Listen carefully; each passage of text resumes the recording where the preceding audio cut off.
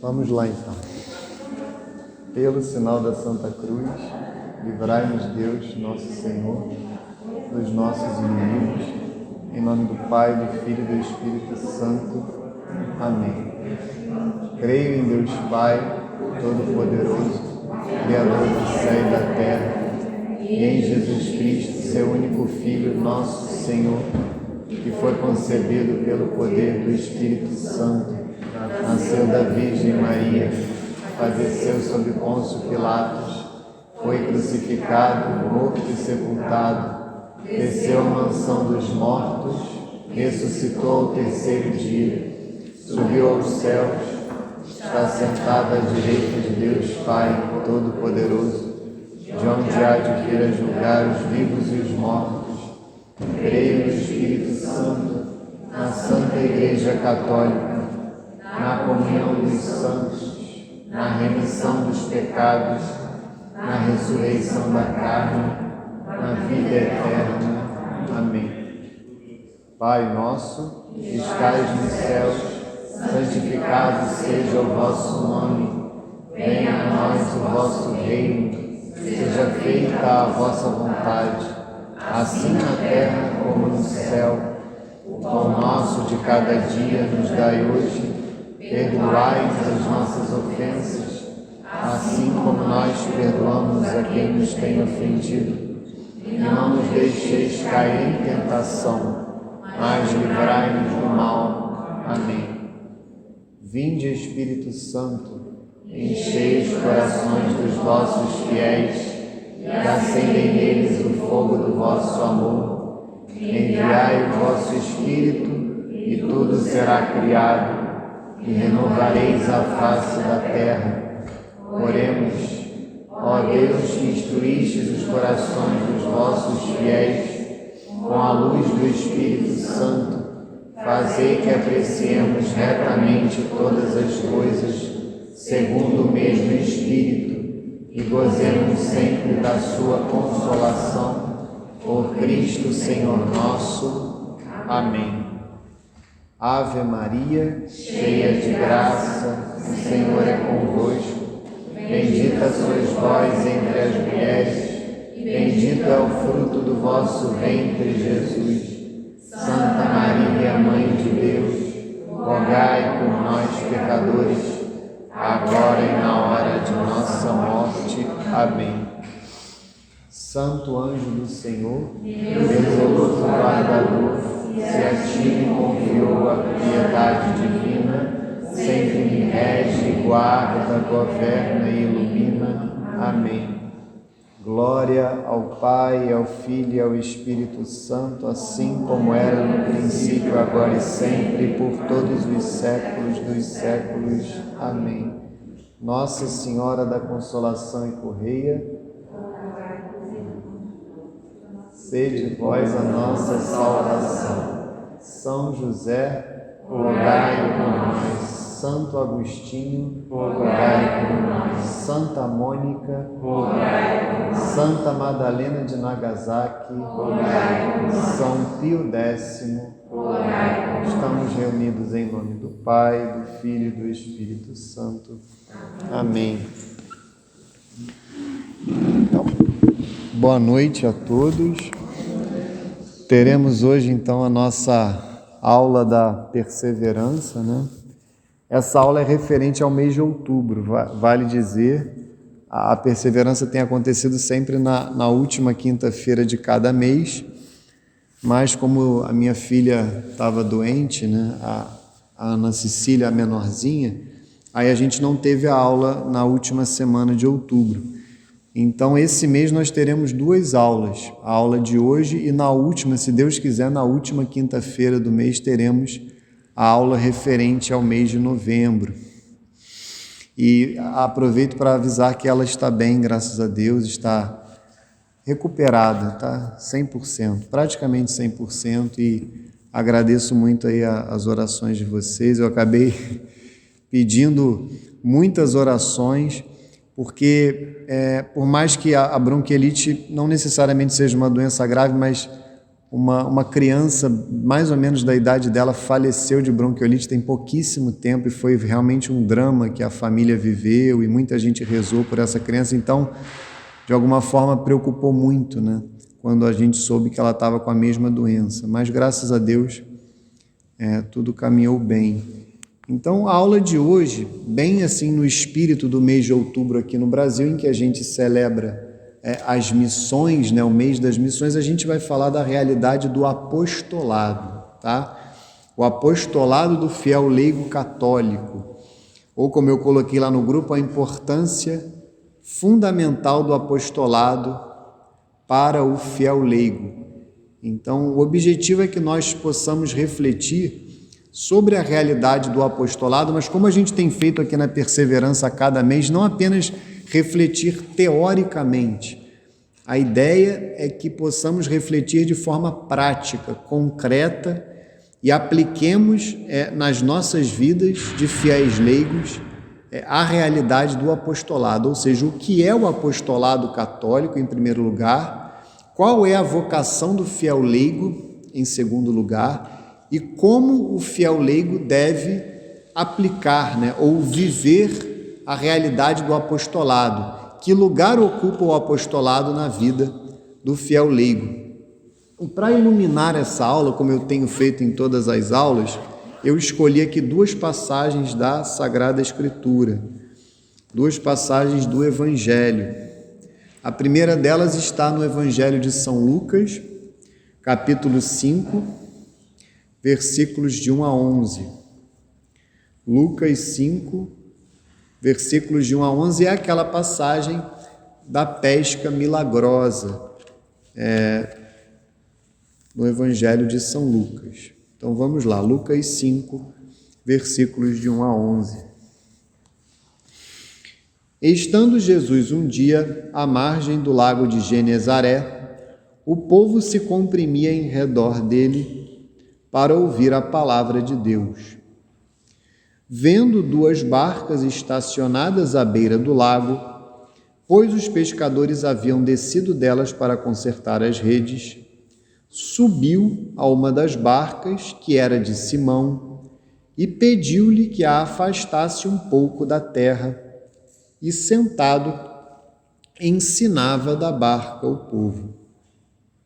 Quando acabou de falar, disse a Simão: Faze-te ao largo e lançai as vossas redes para pescar. Simão Pedro respondeu-lhe: Mestre, trabalhamos a noite inteira e nada apanhamos, mas por causa de tua palavra lançarei a rede. Feito isto, apanharam peixes em tanta quantidade que a rede se lhes rompia. Acenaram aos companheiros que estavam na outra barca para que viessem ajudar. Eles vieram e encheram ambas as barcas, de modo que quase iam ao fundo.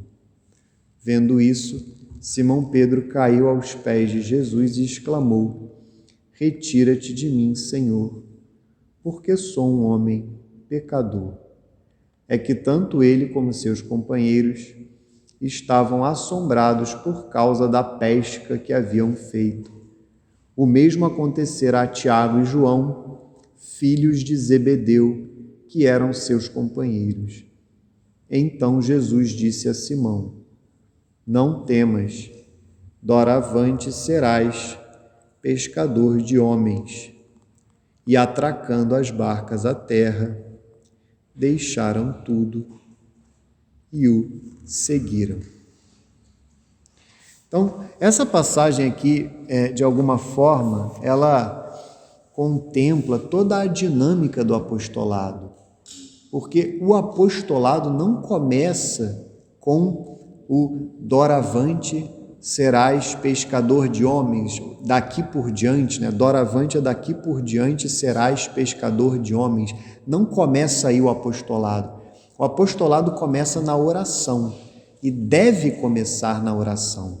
Então, antes do ide, antes de nosso Senhor nos enviar em missão, Apostolado vem de apóstolo, né, que vem do grego apostelo, enviado. Antes de nosso Senhor Jesus Cristo nos enviar em missão, antes do ide, existe o vinde. Vinde a mim todos vós. E isso é fundamental, porque quem não tem vida espiritual, quem não tem vida de oração concreta, quem não tem vida interior, é incapaz de fazer apostolado.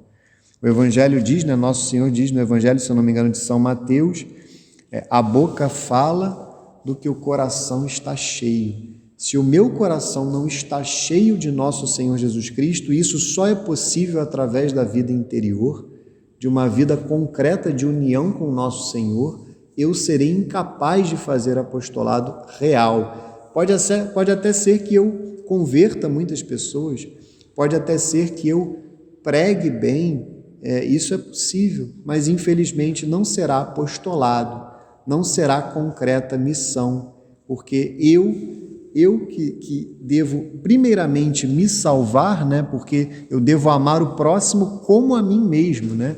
Então, o amor próprio ordenado é fundamental e ninguém é capaz de amar concretamente o próximo se não ama a si mesmo. A ordem é exatamente essa: amai a Deus sobre todas as coisas e ao próximo como a si mesmo por amor a Deus. Se eu não amo a mim mesmo, eu não amarei o próximo. Por isso é que é fundamental que eu tenha vida interior, para que eu possa amar a Deus e de fato me santificar, que eu possa me impregnar de nosso Senhor Jesus Cristo. Aí sim eu serei capaz de anunciar Cristo. Aí sim eu serei capaz de ser um cristão, de ser um outro Cristo para os meus irmãos. Eu devo estar unido a Cristo para que Ele haja através de mim. Quem faz apostolado, no final das contas, é nosso Senhor Jesus Cristo. É Ele que age através de nós. Naquela passagem dos 72 que são enviados em missão, São Lucas fala, né, na realidade, ele narra para nós que nosso Senhor enviou aqueles 72 homens em missão para os lugares aonde Ele devia ir, onde nosso Senhor Jesus Cristo devia ir. Essa passagem me chama sempre muito a atenção. Ou seja, o apóstolo ele é enviado para os lugares onde nosso Senhor deve ir. Por isso é que o apostolado começa na vida interior. O apostolado começa na vida de oração e essa passagem mostra isso claramente. São Pedro tem um encontro concreto com nosso Senhor Jesus Cristo. Ele confia em nosso Senhor, a quem ele reputava como um mestre. Ele se refere a nosso Senhor como um mestre, ou seja, ele já tinha uma reverência, já tinha um respeito, uma consideração, tanto que ele, como pescador, confia em um carpinteiro para lançar as redes depois de uma noite sem pesca. Isso já mostra uma confiança, isso já mostra um respeito, uma reverência. Mas depois do milagre acontece uma efetiva conversão, na qual ele passa a se referir a nosso Senhor como, de fato, Senhor. Então, de alguma forma, ali, por graça de Deus, ele já reconhece que nosso Senhor, que Jesus é Deus que se fez homem. Senhor. Senhor é uma palavra usada apenas para Deus.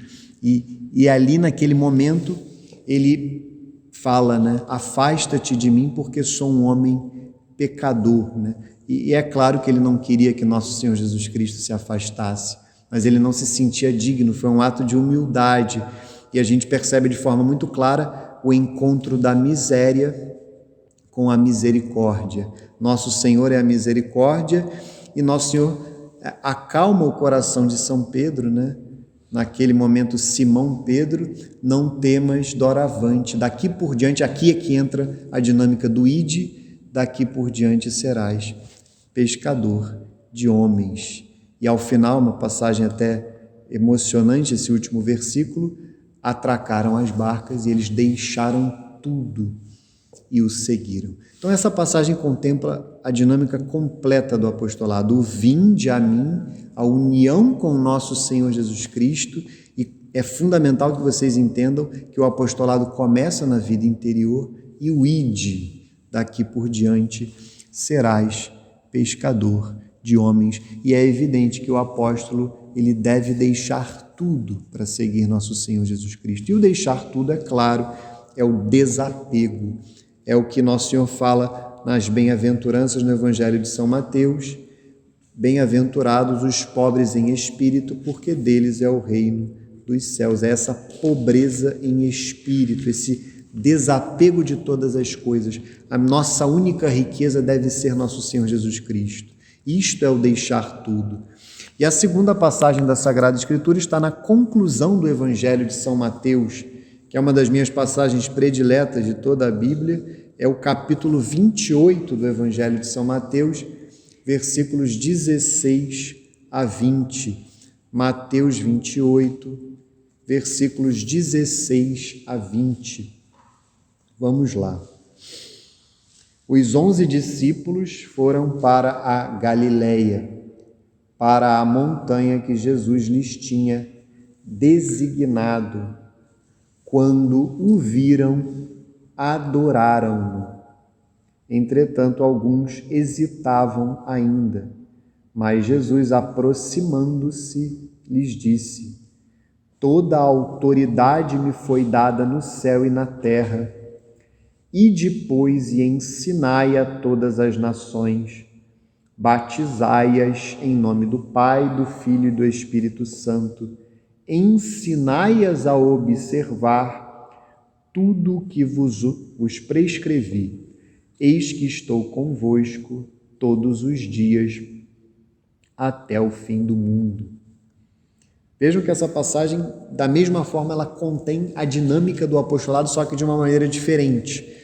Aqui não é um acontecimento, também é um acontecimento, mas aqui também é um ensinamento. A dinâmica é diferente da primeira passagem, que contém toda a lógica, a dinâmica mesma do apostolado, mas através de uma história, de um fato histórico, aquele momento da pesca milagrosa. Aqui é mais no ensinamento de Nosso Senhor, mas através também de fatos históricos. Primeiro chama a atenção que os 11, aqui 11 porque Judas já havia tirado a própria vida, os 11 sobem a montanha. E o subir a montanha, é claro que é uma verdade histórica, física, eles subiram uma montanha efetivamente, mas o subir a montanha tem todo um significado na Escritura inteira, não apenas no Novo Testamento, mas também no Antigo. Subir a montanha é encontrar-se com Deus, aproximar-se de Deus, recolher-se em oração. Isso significa subir a montanha, subir o monte. Quantas vezes os evangelistas, especialmente São Lucas, retratarão nosso Senhor Jesus Cristo como um orante que sobe o monte para se recolher em oração, para se unir ao Pai. E aqui fala de forma muito clara: quando o viram, o próprio Deus que se fez homem, adoraram-no. Então aqui está muito claro, eles já tinham fé. A adoração, ela é dirigida apenas a Deus. Só Deus é digno de adoração, né? Do que a gente chama de culto de latria, né? O culto de latria, ele é devido apenas a Deus. Então vejam que aqui tudo começa com a oração. Mais uma vez, eu não posso me aprofundar nesse ponto. Eventualmente a gente pode marcar uma aula só para falar disso, porque o foco hoje vai ser mais no id. Mas eu preciso pontuar para vocês que o apostolado começa na vida interior. O apostolado começa na oração, na união concreta com nosso Senhor Jesus Cristo, na vida espiritual, na vida sacramental, em tudo aquilo que nós chamamos de vida de oração, vida interior. E aí depois nosso Senhor vai pregar, né? Vai ensinar de forma breve, mas muito profunda. Ele começa por dizer: toda a autoridade me foi dada no céu e na terra. E aqui, de maneira muito clara, ele transmite essa autoridade para os apóstolos. E aí vocês talvez possam refletir nesse momento nos seus corações, ou possa ser uma objeção, porque aqui o objetivo da aula é falar do apostolado, sim, do apostolado em geral, mas especificamente aplicado na nossa vida, na vida do fiel leigo. E aqui, sem dúvida nenhuma, as duas passagens, elas contemplam clérigos, né? Integrantes do clero e do mais alto escalão do clero. Na primeira passagem havia o futuro Papa, o príncipe dos apóstolos, São Pedro, e 3 bispos, né? São João Evangelista, Santo André e São Tiago Maior. E aqui, mais uma vez, está presente, né, o Papa, já Papa, né? São Pedro, ainda não São Pedro, mas já era Papa, né? Já tinha sido ordenado e eleito Papa, eleito príncipe dos apóstolos, e ali mais 10 bispos, os demais apóstolos. Então, sem dúvida, quem está presente aqui é o clero, mas é importante nós notarmos que o chamado ao apostolado, ele não é exclusivo do clero. Sem dúvida nenhuma, o clero é o primeiro a fazer apostolado. Ele é chamado a fazer apostolado de uma maneira especial que não se confunde com o leigo, com o apostolado do fiel leigo, mas esse chamado não é exclusivo. O chamado do clero, ele é primário de alguma forma, prioritário e insubstituível, mas ele não apaga, ele não anula o apostolado ao qual o fiel leigo é chamado a fazer. Isso é muito importante. E mais do que isso, sem dúvida nenhuma, essa autoridade que Nosso Senhor dá, aqui na passagem é muito clara, ele não falaria toda a autoridade me foi dada no céu e na terra, ide. Isso é evidente, ele transfere a sua autoridade para nós, de forma muito clara e sem dúvida em primeiro lugar para o clero. A igreja, ela é hierárquica, a igreja não é democrática, ela é monárquica, muito pelo contrário. Na igreja não há, eu não sei se vocês votaram no Frei João para ele ser o nosso pároco, eu não votei, não me lembro dessa eleição, não sei se vocês votaram em Dom Arani ou no Papa Francisco, também não me recordo. Então a igreja, ela é hierárquica, ela é monárquica, isso faz parte da natureza dela e jamais isso mudará, porque isso é parte do que nosso Senhor Jesus Cristo definiu para a igreja. E isso tem que estar muito claro para nós. Existe a igreja docente, a igreja que ensina, que governa, que santifica em primeiro lugar, que é o clero, é o que nós chamamos de hierarquia, especialmente o magistério da igreja, que é formado pelo Papa e pelos bispos em comunhão com ele, mas sem dúvida nenhuma os presbíteros, que nós chamamos de padres, também fazem parte da hierarquia e também os diáconos, isto é o clero. E existe a igreja discente. A igreja discente somos nós, são os fiéis leigos, são as ovelhas, que são conduzidas pelos sagrados pastores. Por outro lado, o fato de sermos da igreja discente, o fato de sermos fiéis leigos, o fato de sermos ovelhas deste rebanho não significa que nós não tenhamos uma parte desta autoridade que foi dada por nosso Senhor. E a nossa autoridade é evidente, notemos isso. Perante o clero nós não temos autoridade. A autoridade sobre nós é do clero, isso está muito claro, imagino para vocês, para todos nós, para mim, para vocês e para todos nós. Mas e perante a sociedade? E perante o mundo? E perante as pessoas em geral? Será que nosso Senhor Jesus Cristo não nos deu uma autoridade, a autoridade própria daqueles que conhecem a verdade, perante pessoas que estão fora da verdade, perante as pessoas que estão no erro, perante as pessoas que estão fora do único caminho de salvação definido por nosso Senhor Jesus Cristo, que é a fé católica? Perante essas pessoas e perante toda a sociedade, nosso Senhor nos deu essa autoridade. Mas é uma autoridade que, como toda autoridade, ela deve ser exercida pelo amor, pela caridade. Tanto que o Papa, a gente percebe, como é que o Papa assina os seus documentos? O servo dos servos de Deus. Toda a autoridade deve ser exercida como um serviço, como sacrifício por aqueles a quem eu sirvo, eu me entrego por eles, eu os amo concretamente. Então vejam o que nosso Senhor dirá quando ele transfere essa autoridade. Isso deve ser assumido por nós. Nós devemos assumir essa missão.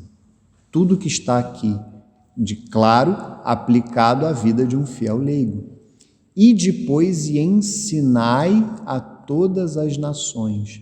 Essa primeira parte do ensinar a todas as nações é a fé. É muito bonito notar que aqui estão presentes os 4 pilares da catequese, né? Como está estruturado este catecismo que nós leremos daqui a pouco? Ele está estruturado em 4 partes. Quem fez catequese comigo sabe que eu falo isso quase todas as aulas, no início da aula. O catecismo está estruturado em 4 partes. A primeira delas é a profissão da fé, a profissão de fé com base no credo. Por isso é que eu faço questão de rezar o credo todas as aulas que eu dou. É a primeira oração que eu faço, é o credo, porque nós precisamos entender que esse é o nosso caminho. O nosso caminho, como se fosse esse corredor, e essas bolas vermelhas aqui são os dogmas da nossa fé. E eu não posso me desviar nem para a direita nem para a esquerda. Então, esse ensinai a todas as nações é a fé que nós devemos transmitir, que nós poderíamos chamar, para usar aquela passagem dos Atos dos Apóstolos, capítulo 2, versículos 42 a 47, a doutrina dos apóstolos. Perseveravam eles na doutrina dos apóstolos, ou seja, é o depósito da fé, são os dogmas de fé, é o credo.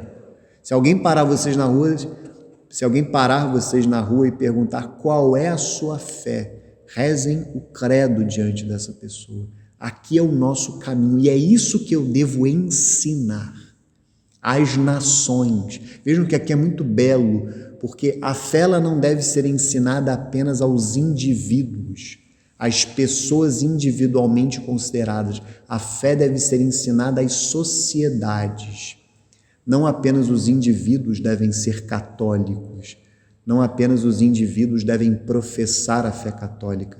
A fé católica ela deve reinar nos corações, sem dúvida nenhuma, na vida de cada pessoa, mas ela deve reinar em todas as sociedades. Pensem em qualquer sociedade, ela deve ser católica. E isso é o reinado social de nosso Senhor Jesus Cristo. As famílias devem ser católicas, as empresas devem ser católicas, as associações, toda e qualquer instituição pública ou privada, os bairros, as cidades, os estados, as nações, elas devem ser católicas, elas devem ser governadas por pessoas católicas que hajam segundo a doutrina social da Igreja Católica. A gente está tão afastado disso na nossa realidade que a gente até se assusta quando a gente pensa em quem nos governa concretamente hoje, pessoas que de fato não são católicas, ou se são mal formadas, se dizem católicas e de fato hoje nós que somos cidadãos da cidade do Rio de Janeiro, que está dentro do estado do Rio de Janeiro, que está dentro do Brasil, eu não sei se o Eduardo Paes se diz católico, mas o Cláudio Castro sim se diz, e o próprio presidente se diz católico, mas a gente percebe quando a gente observa algumas falas, algumas políticas, que falta sem dúvida nenhuma formação, falta aprofundamento. A gente se pergunta, o Cláudio Castro é um homem de missa dominical, é inquestionável, mas o presidente imagino que não, o Eduardo Paes nem se fala. Quando a gente pensa no legislativo, quando a gente pensa no judiciário, então a gente desmaia. Mas vejam, nosso Senhor está em cada repartição pública, tem um crucifixo ainda no Brasil, em cada tribunal. Então vejam que o Brasil, e a gente tem que louvar a Deus por isso, o Brasil é um país católico, sem dúvida nenhuma, católico desde a sua fundação. Desde que os portugueses chegaram aqui, o Brasil é um país católico, fundado através de uma missa. Tem um quadro belíssimo, uma obra de arte belíssima que retrata aquele momento da primeira missa que foi celebrada no Brasil, e estavam ali os índios, estavam ali os portugueses. Foi um frade franciscano que celebrou aquela missa. Então vejam, nós vivemos num país católico. Então eu só chamo a atenção para isso porque ensinai a todas as nações. As palavras não estão na Escritura à toa. Não apenas os indivíduos, as sociedades devem ser católicas, e fiquem com isso no coração, porque isso tem tudo a ver com o apostolado do fiel leigo. Afinal, todos nós aqui temos família. Todos nós aqui viemos de uma família e constituímos uma família. Alguns ainda estão na família da qual vieram, mas imagino que boa parte do que estão aqui presentes, além de ter vindo de uma família, já constituíram uma família, ou seja, uma sociedade, a sociedade primária, base. Todos nós aqui trabalhamos, e se nós trabalhamos, nós pertencemos também a uma outra sociedade, que é aquela instituição na qual nós trabalhamos. Mesmo que eu seja um autônomo, o próprio autônomo ele tem ali toda uma rede que não deixa de ser uma pequena sociedade. Todos nós aqui somos paroquianos, filhos desta paróquia, que também é uma sociedade, é uma pequena sociedade dentro da Santa Igreja Universal, dentro da Arquidiocese. Vejam que nós pertencemos a diversas sociedades em nossas vidas. E essas sociedades devem ser católicas. Elas devem se converter. Claro que isso só é possível se as pessoas que fazem parte dessas sociedades se converterem ao catolicismo. Mas vejam que tudo isso tem a ver com o apostolado. Daqui a pouco a gente vai chegar nele. Eu só termino aqui. Batizai-as em nome do Pai, do Filho e do Espírito Santo. Qual é a segunda parte do catecismo? É a Sagrada Liturgia com base nos 7 sacramentos. Aqui está o primeiro, que é o primeiro sacramento que todos nós recebemos. É ele que inaugura a vida na graça. É ele que inaugura a vida sacramental. Então vejam que nós também somos chamados a batizar. É claro que no nosso caso de fiéis leigos é um dever indireto. Não sou eu que batizo em regra. Eu posso batizar no caso de perigo de morte de uma pessoa. Não só posso, devo, mas eu não sou ministro ordinário. Mas nós aqui, por exemplo, celebramos, muitos de nós, o sacramento do matrimônio. Aí sim nós somos ministros ordinários. E se eu não sou chamado a ministrar o batismo em regra, eu sou chamado a batizar os meus filhos. Eu sou chamado a batizar ou a influenciar uma pessoa que não é batizada, mas que me abre o coração para mim. Eu sou chamado a indicar que ela seja batizada, a aconselhá-la. E não só o batismo. Um pecador que é meu amigo, eu sou chamado a mostrar para ele o caminho, por exemplo, da confissão. Isso é o batizai-as em nome do Pai. É, de alguma forma, ensinar a importância da vida sacramental e que não há salvação. Se eu falava que não há salvação fora da fé católica, entendam isso, é a regra, existem exceções. Mas a regra é não há salvação fora da fé católica, não há salvação fora da Igreja Católica. E dentro disso não há salvação fora da vida sacramental. Nós devemos ter vida sacramental. Nós devemos nos batizar, nós devemos receber o sacramento da crisma, nós devemos nos confessar e comungar com frequência a vida inteira. São os 2 sacramentos que nós devemos receber com frequência. Se ficamos doentes, nós devemos receber a unção dos enfermos em caso de doença grave. Muitos de nós são chamados ao matrimônio, alguns são chamados ao sacramento da ordem. Vejam que a vida sacramental ela é para todos e não há salvação fora dela.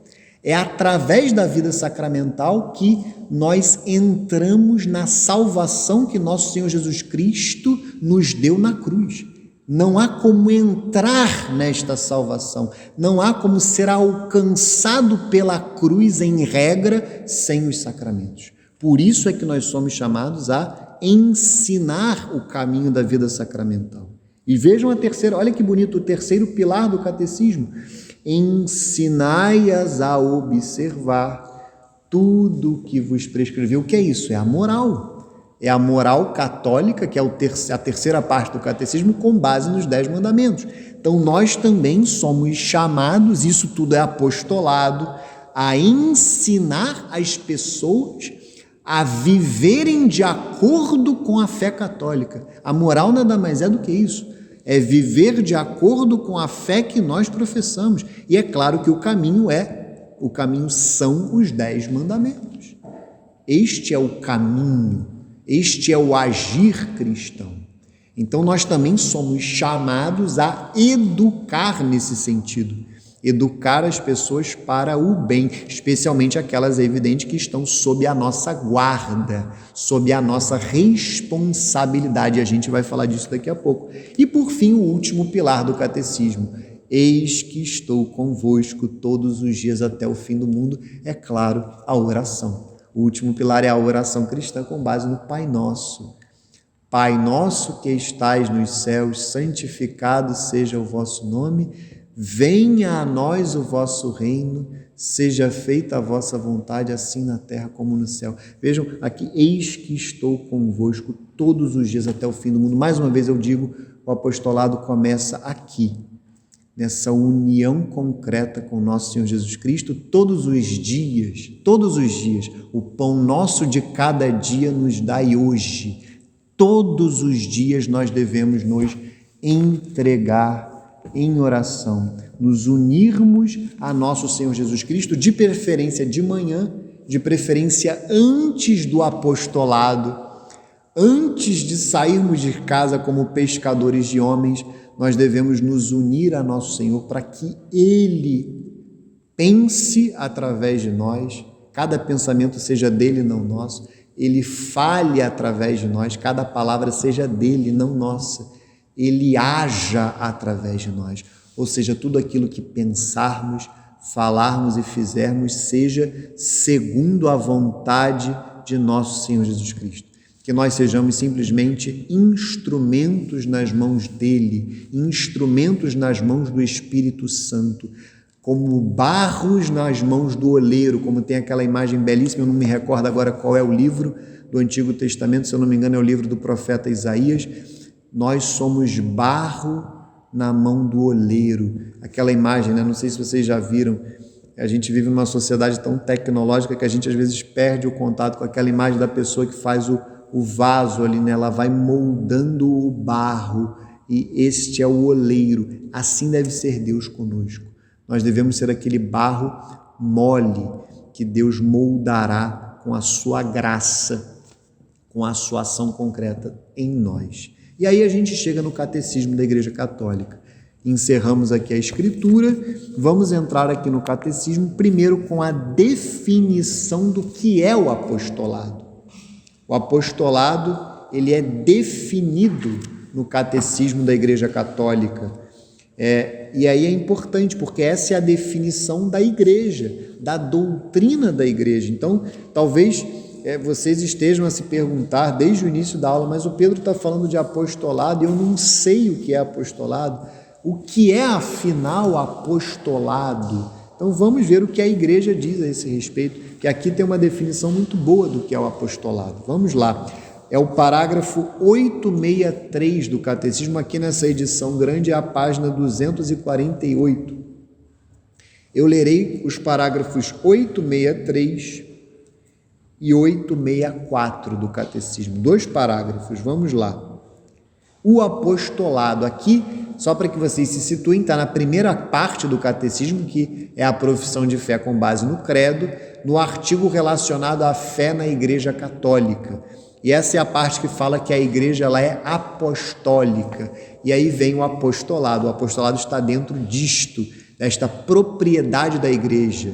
Nós somos de uma igreja que é una, santa, católica e apostólica. E dentro desta realidade, desta propriedade da igreja apostólica, está o apostolado. Vamos lá. O apostolado, parágrafo 863.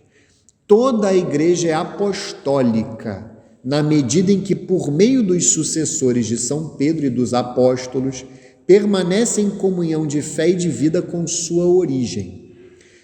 Toda a igreja é apostólica na medida em que é enviada ao mundo inteiro. Olha que bonito!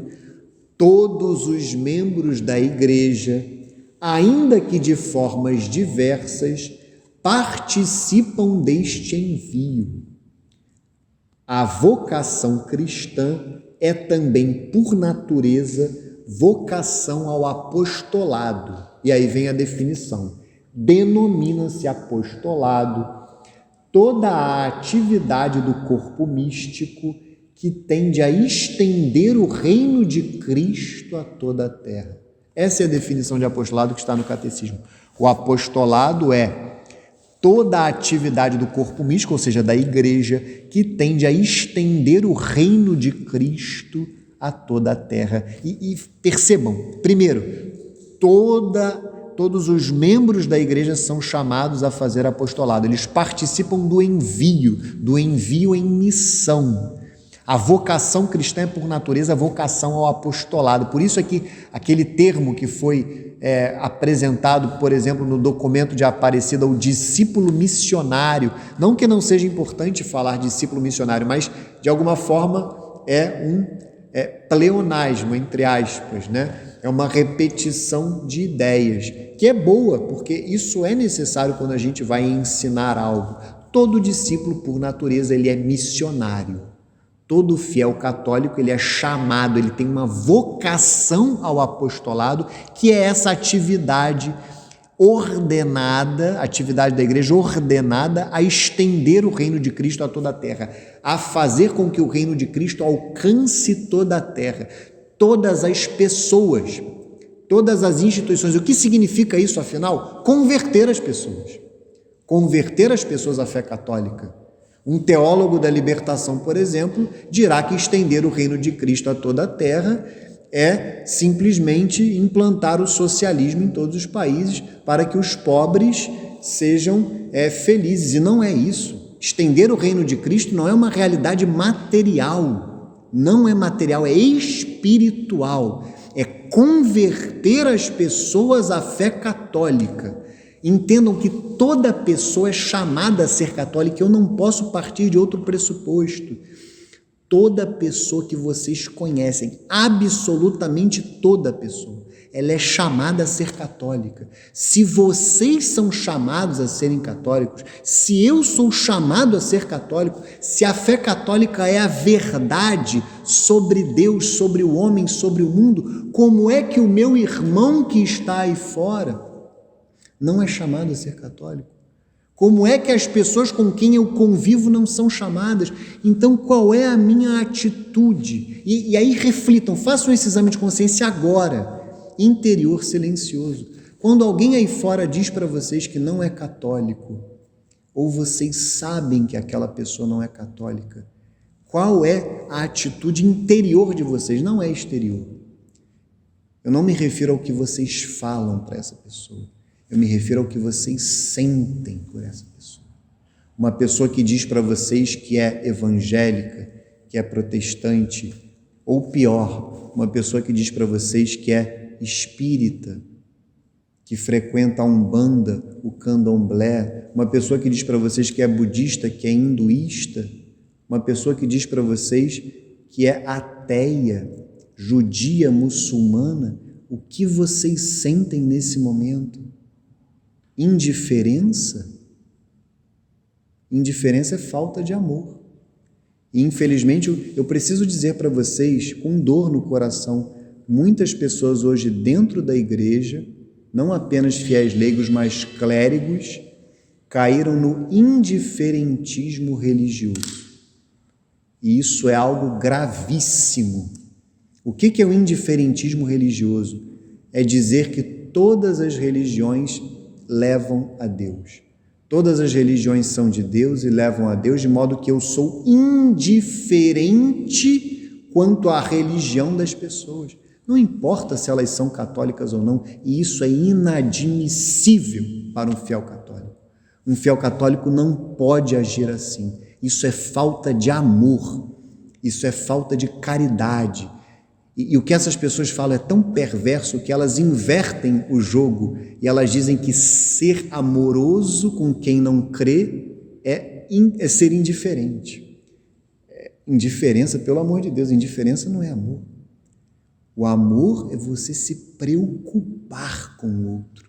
O amor é você se preocupar não apenas com a vida do outro aqui, mas na próxima vida. Nosso Senhor fala de forma muito clara no Evangelho: eu sou o caminho, a verdade e a vida, ninguém vai ao Pai se não for por mim. Ide, pois, e pregai o Evangelho a toda criatura. Quem crer e for batizado será salvo, quem não crer será condenado. É a conclusão do Evangelho de São Marcos. Quem não crer será condenado. Como é que eu vou ficar indiferente às pessoas que não creem? Como é que eu vou ficar indiferente às pessoas que não têm a fé católica? Não. Eu não estou dizendo que você vai gritar com a pessoa. Eu não estou dizendo que você vai bater na pessoa. Muito pelo contrário. Quando a pessoa diz eu não sou católica, ou eu creio em X, em Y, em Z, eu preciso me entristecer. Isso é o apostolado. Eu fico triste porque eu sei que esta pessoa é chamada a crer em Cristo e na sua igreja e a viver de acordo com essa fé. Então eu preciso amar profundamente essa pessoa e fazer apostolado com ela. E o apostolado, se ele começa, vejam, olha que bonito, o apostolado ele começa com a minha oração individual de união com Cristo. O apostolado que eu faço com as pessoas, ele também começa com a oração. Não é com a pregação. Antes de eu pregar para essa pessoa que não crê, eu devo rezar por ela. Rezar pela sua conversão, me mortificar, fazer penitência por essa pessoa. E muitas vezes essa pessoa está na nossa casa. Eu não sei se todas as pessoas que moram com vocês vêm à igreja todo domingo, se vêm à missa. Então vejam, essa é a principal pessoa que vocês devem converter. Mas não somos nós que convertemos, essa é a boa notícia, quem converte é Deus. E é tão bonito que a gente faça parte da paróquia Santo Agostinho, porque a gente tem um exemplo espetacular. Eu queria mostrar a imagem dela, mas infelizmente ela está escondida. Por mim, ela estaria ali exposta na lateral da igreja e teria uma imagem em cada um desses pilares aqui, mas eu não sou o responsável pela arquitetura da paróquia. O fato é que eu queria que a imagem de Santa Mônica estivesse aqui agora para eu apontar para ela, mas a do seu filho está ali, um bispo, um doutor da igreja, cuja conversão começa com o joelho calejado de uma mãe que reza. Isso é apostolado. E ela não converteu apenas o filho, não nos esqueçamos, talvez algumas mulheres aqui tenham pensado, desculpa a indiscrição, nos maridos. Ela converteu seu marido. Patrício foi batizado no leito de morte. Nós cremos que ele está no céu. Imagino que pela vida desregrada que ele teve, ele, diferentemente de Santo Agostinho de Santa Mônica, ele não foi direto para o céu, ele deve ter passado pelo purgatório, mas imagino que 1500 anos depois ele já esteja no céu, por mais que o tempo do purgatório seja diferente. Mas, ou seja, cremos que Patrício foi salvo, que é o que mais importa no final das contas, e que hoje ele já seja santo, porque já está no céu. E ele também se converteu pelo joelho calejado da sua esposa. E isso é apostolado. O apostolado começa com a oração e a penitência. E se houver abertura de coração, sim, a pregação. Pregar, ensinar, anunciar o evangelho, isso é importante também. Mas se não houver desejo de conversão do outro, não tem apostolado. Se eu sou um indiferentista religioso, se eu acho que todas as religiões levam ao céu e à vida eterna com Deus, o que é falso, o que é mentira, eu não vou fazer apostolado. E essa é uma das grandes crises que assola a nossa igreja hoje, porque muitos dos seus membros, e às vezes membros eminentes da igreja, não querem converter os outros. E isso é um erro. O padre Paulo Ricardo fala isso em diversas homilias. Por que os mártires derramaram o seu sangue? Por que homens como Santo Agostinho dedicaram as suas vidas a ensinar o evangelho e a doutrina da igreja de uma maneira profunda, a fazer sermões maravilhosos? Porque homens cruzaram os mares, como foi o caso de inúmeros santos, homens e mulheres santas que vieram de Portugal para o Brasil e para outros países para converter as pessoas. Por que essas pessoas fizeram isso? Se qualquer religião salva. Por que nosso Senhor Jesus Cristo deu a vida por nós? Por que Deus se fez homem e deu a vida por nós se qualquer religião salva? Então tudo começa depois da vida interior. Eu devo ter uma vida apostólica. Esse é o ponto. A vida interior deve nos mover a uma vida apostólica, ter alma de apóstolo. Eu saio de casa querendo converter o meu porteiro. É claro que eu não vou parar na portaria, pegar a escritura, abrir ali a porta e desviá-lo do trabalho dele para anunciar o evangelho. Se vocês quiserem bater um papo com ele depois do expediente, ótimo. Mas o fato é que no meu sorriso, no meu olhar para o meu porteiro, eu desejarei levar Cristo para ele. E eu me preocuparei se ele é católico ou não. Esse é o ponto. Cada pessoa que a gente encontra, a gente deve se perguntar, essa pessoa está na verdade ou ela está no erro? Ela está objetivamente. Aqui quem julga ao final é Deus. Quem julgará se uma pessoa será salva ou eternamente condenada ao inferno é Deus. Mas objetivamente só há um caminho de salvação, que é a fé católica. Todos os demais caminhos, objetivamente, por que objetivamente? Porque subjetivamente pode ser que uma pessoa esteja na ignorância e isso Deus julgará. Mas objetivamente todos os outros caminhos são caminhos de perdição. São caminhos que levam ao inferno. Objetivamente. Como é que eu vou ficar indiferente a isso? Como é que eu não vou me preocupar com essas pessoas? Como é que eu não vou amá-las? Como é que eu não vou desejar a fé católica? Como é que eu não vou desejar o céu para elas?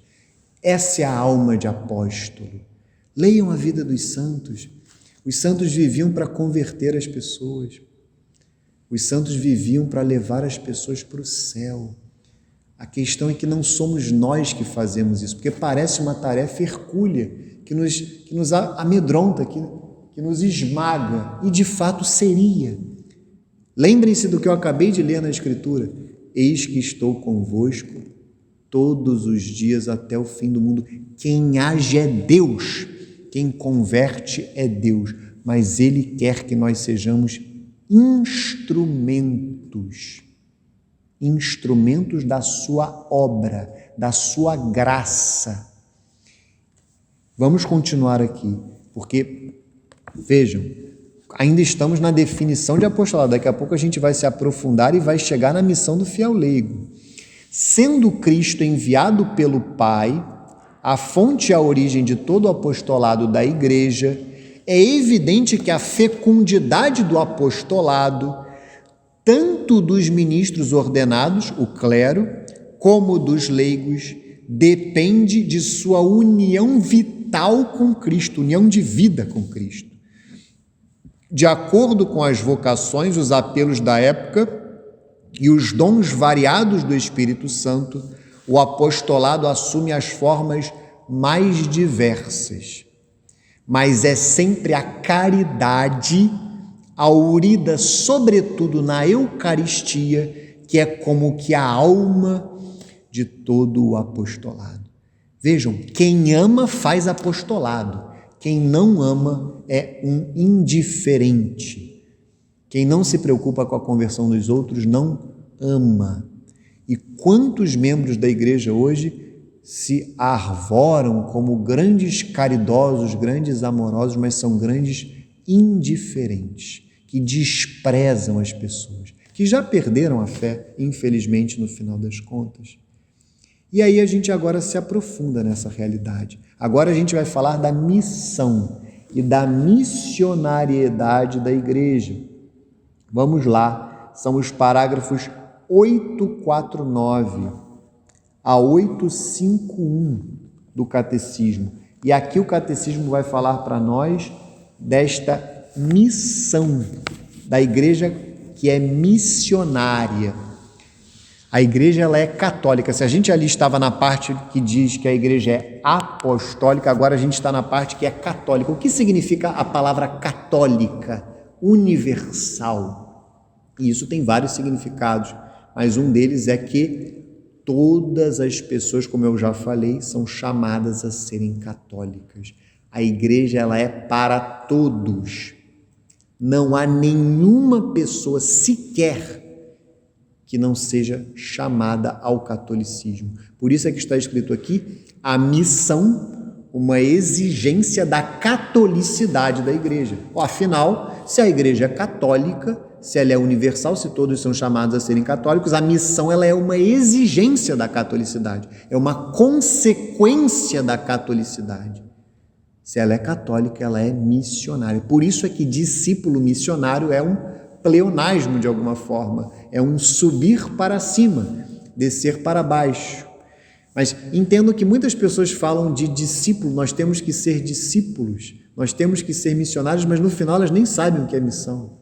Porque as pessoas acham hoje que ser missionário, e desculpem falar de forma clara para vocês, fazer missão, por exemplo, é ir lá e dar um prato de comida para o meu irmão necessitado e ele nem precisa saber que, na realidade, quem deu aquele prato de comida para ele foi Cristo.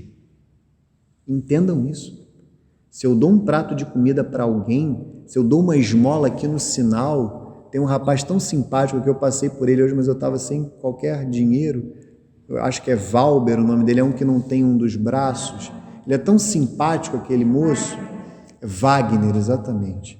Eu conheço aquele homem há muitos anos, eu chamava até para vir aqui ao Terço dos Homens, quando eu conseguia frequentar, porque agora casa com a reunião lá do Centro Dom Bosco, eu não consigo vir aqui na paróquia, com muita tristeza no coração, porque eu amo esse grupo do Terço dos Homens. A minha mãe foi, de alguma forma, uma fundadora. Na verdade, eu e meu irmão fomos fundadores junto com outros paroquianos, porque o Terço dos Homens surgiu de um sonho da minha mãe aqui da paróquia. Não sei se vocês sabem, que ela sonhou que os homens tinham que se reunir para rezar o terço. Mas o fato é que eu chamava o Wagner para rezar o Terço dos Homens. Então, vejam, isso não sou eu, não. Somos todos. Se eu dou esmola para alguém, material, isso é relevantíssimo. Todo fiel católico é chamado a dar esmola, a ajudar materialmente as pessoas, só que a caridade espiritual, ela se sobrepõe à caridade material. A caridade material, ela tem que estar subordinada à espiritual. Se eu dou um prato de comida, se eu dou uma esmola, aquela pessoa tem que saber que eu dou aquilo porque eu sou de Cristo. E não fui eu que dei a esmola. Foi Cristo que deu através de mim. Porque no final das contas eu alimento aquela barriga para alimentar aquela alma. E não adianta nada alimentar a barriga de alguém se a alma dela continua afastada de Deus. É esse o ponto. É essa caridade que Deus espera de nós. Então vejam que isso é missão. Isso é ser um discípulo missionário. Não é simplesmente uma caridade vazia e que não se preocupa com a conversão das pessoas. Isso deve estar muito claro para nós. Então vamos aqui, a missão, uma exigência da catolicidade da igreja. O mandato missionário, enviada por Deus às nações para ser o sacramento universal da salvação, a igreja, em virtude das exigências íntimas de sua própria catolicidade e obedecendo à ordem de seu fundador, esforça-se para anunciar o evangelho, vejam, a todos os homens. Ide, portanto, e fazei que todos os povos se tornem discípulos, batizando-os em nome do Pai, do Filho e do Espírito Santo, e ensinando-os a observar tudo quanto vos ordenei. E eis que estou convosco todos os dias até a consumação dos séculos. A mesma passagem que nós acabamos de ler, Mateus 28, versículos 19 e 20, aqui nesse caso. A origem e o escopo da missão. Por que nós fazemos missão?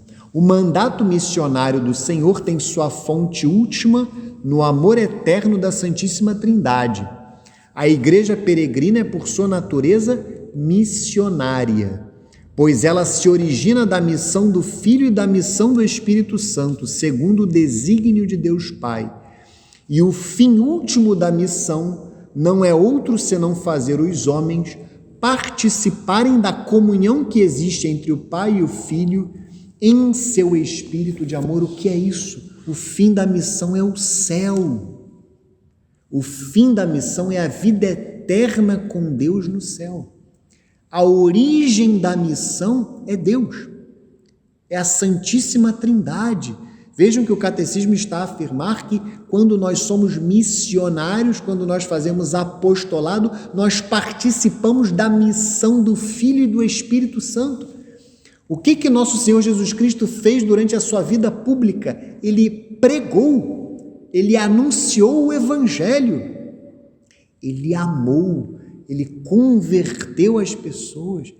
Então, nós participamos desta missão. E o Espírito Santo, por sua vez, ele age dentro. Vejam que a missão do Filho e a missão do Espírito Santo, elas são a mesma missão. A mesma missão. O Espírito Santo que move os corações. Olha que maravilha! Pensem na nossa missão. Nós que rezamos, nos mortificamos, rezamos e fazemos penitência e pregamos quando é possível. São Francisco de Assis não disse? Evangelize sempre, quando necessário, use palavras. Esse é o nosso apostolado. Tudo que nós fizermos, eu sei que isso é difícil, mas esse deve ser o nosso objetivo. Nós devemos ter isto em vista. Tudo que nós pensarmos, tudo que nós falarmos e fizermos deve ser para levar uma pessoa para o céu. Tudo isso deve estar comprometido com o céu, na minha vida e na vida dos meus irmãos. De modo que eu não pensarei nada que não contribua para o céu, que eu não falarei nada que não contribua para o céu, eu não farei nada que não contribua para a vida eterna com Deus no céu. É isso que os santos faziam. Também isso é a santidade e isso é missão.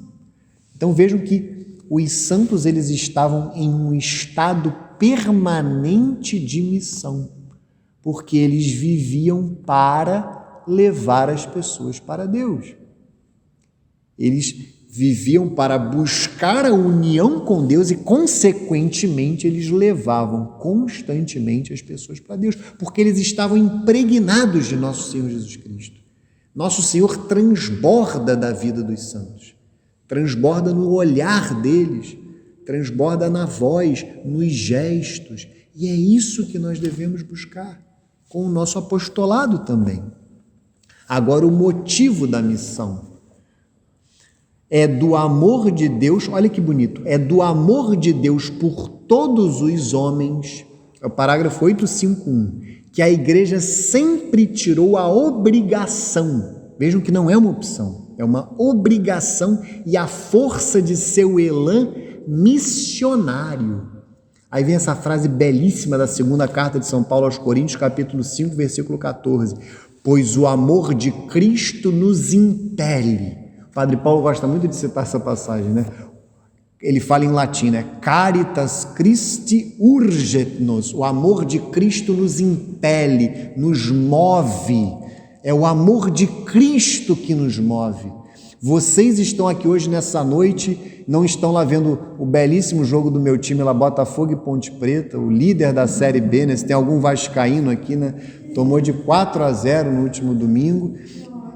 Vocês estão aqui ao invés de ver aquele grande jogo do Botafogo com a Ponte Preta porque vocês têm amor por Cristo. Foi o amor de Cristo que impeliu que vocês estivessem aqui, que fez com que vocês viessem, alguns aqui já estavam na adoração, viessem aqui adorar nosso Senhor, que é o mais importante, e depois tivessem continuado para essa aula. Então, esse amor de Cristo deve nos mover a fazer o apostolado. Porque se nós amamos Cristo, impregnados de Cristo, nós devemos levar Cristo para todos, para todas as pessoas com as quais convivemos e até aquelas com as quais não convivemos, através da oração. Com efeito, olha que bonito, essa frase é espetacular, primeira carta de São Paulo a Timóteo, capítulo 2, versículo 4, com efeito, Deus quer que todos os homens sejam salvos e cheguem ao conhecimento da verdade. E que verdade é essa? É a fé católica. É inadmissível que haja pessoas que não são católicas. Não é a pessoa que tem que me revoltar, é a situação que deve me revoltar. São Domingos de Gusmão, fundador da Ordem dos Dominicanos, ele passava as madrugadas com as lágrimas em claro e com as lágrimas derramando dos olhos. O que será dos pobres pecadores? Isso é um santo. Não tem indiferença, como a gente vê hoje em muitos homens supostamente de igreja. Pensem sempre em São Domingos de Gusmão, que chorava, as lágrimas escorriam como uma cachoeira dos seus olhos. O que será dos pobres pecadores? O que Nossa Senhora falou em Fátima para nós? Rezem o terço todos os dias e façam penitência pelos pobres pecadores, pela conversão dos pobres pecadores. O que será dos pobres pecadores? Isso é amor de verdade.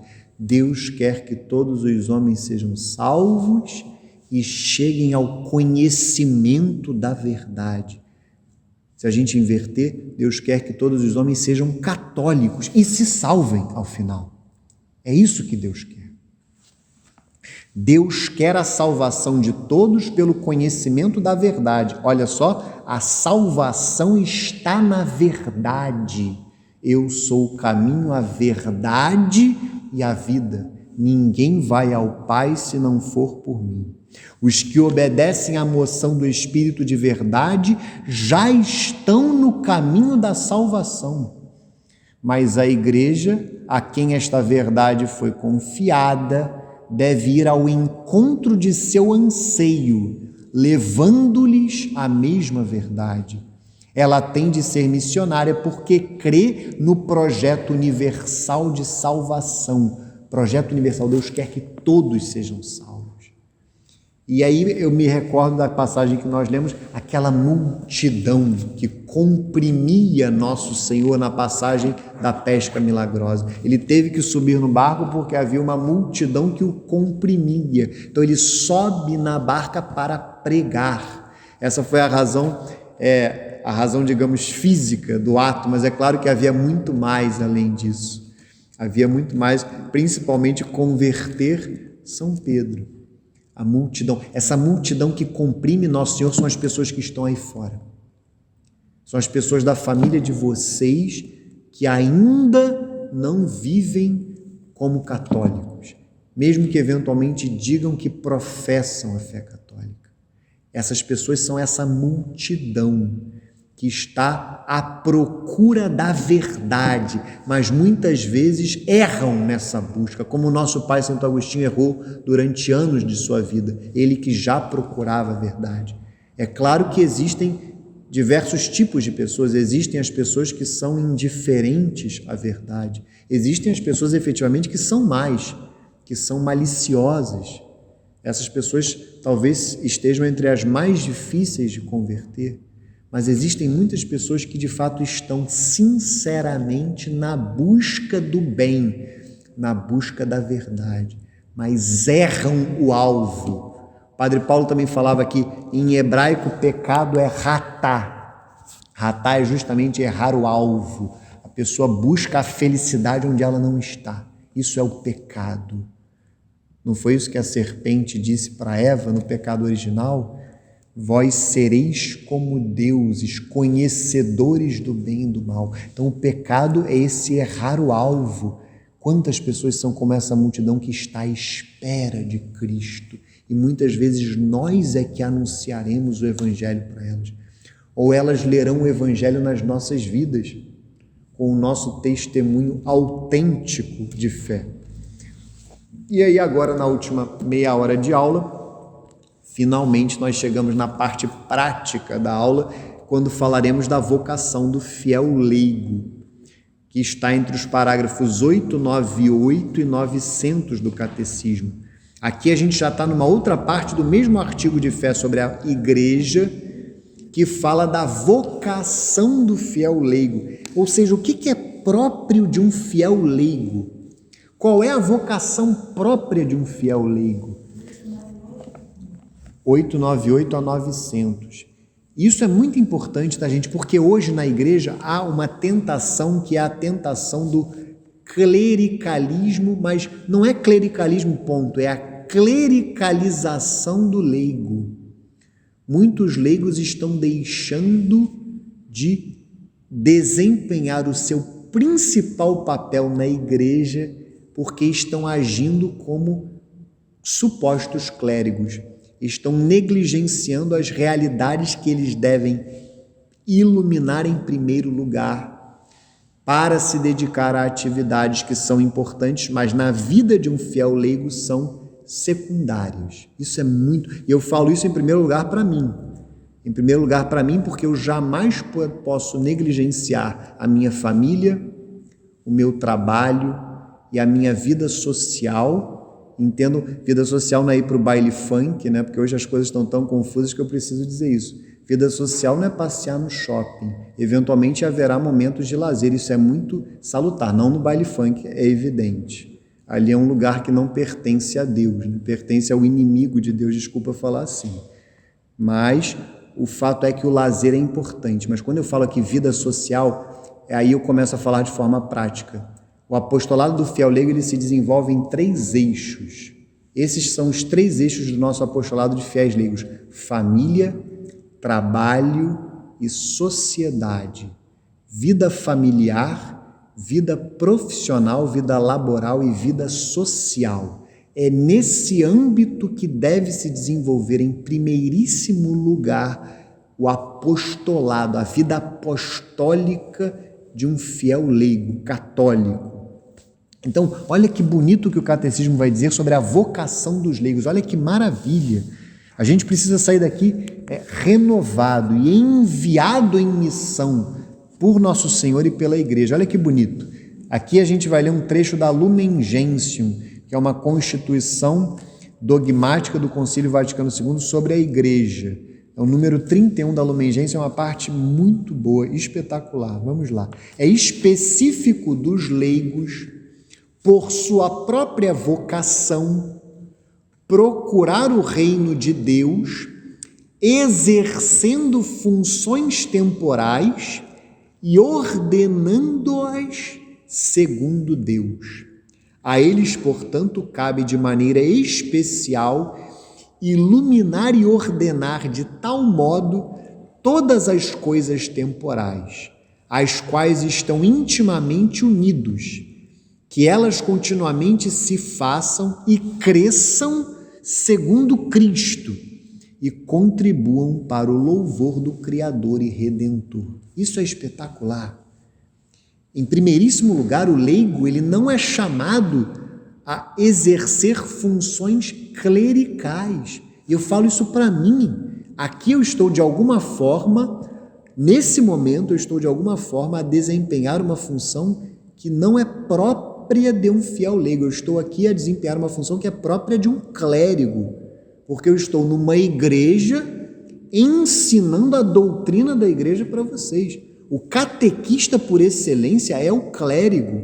O fiel leigo que é catequista, ele é um delegado do clérigo e ele precisa entender que, por mais que esse ofício seja elevadíssimo, eu sou o primeiro a dizer que hoje é necessário que haja catequistas leigos na igreja, é muito necessário, não é pouco, não é muito necessário, mas eu jamais vou poder colocar a minha missão de catequista acima das funções temporais que eu sou obrigado a desempenhar. Para usar uma palavra que eu utilizei na última aula, que foi a aula de agosto, que a última aula ela foi dividida em 2, eu jamais posso negligenciar os meus deveres de Estado em nome da catequese. Isto seria uma subversão clerical na minha vocação de fiel leigo, que é, em primeiro lugar, ser esposo da Aline, pai da Maria Inês, do João Francisco e da Ana Cecília, empresário, sócio da LFA Assessoria de Seguros e um cidadão brasileiro que tem uma função a desempenhar na sociedade, junto aos meus amigos, aos meus conhecidos e a todas as pessoas que cruzam o meu caminho. O leigo ele é chamado, em primeiro lugar, a ser luz do mundo, sal da terra, fermento da massa. Todos nós aqui temos uma família. O nosso apostolado começa nela. Da mesma forma que o nosso apostolado começa na oração, na vida interior, porque é impregnado de Cristo que eu vou pregar o pregar o Evangelho começa na família. A primeira pessoa para quem eu tenho que pregar o Evangelho, se eu sou casado, é o meu cônjuge, é o meu esposo, é a minha esposa. Ah, mas ele não quer me ouvir. Não é pregar o Evangelho, pegar a Bíblia igual um protestante inconveniente, ficar berrando no ouvido do seu cônjuge, não é isso. É pregar sendo exemplar naquilo que Deus te chama a fazer.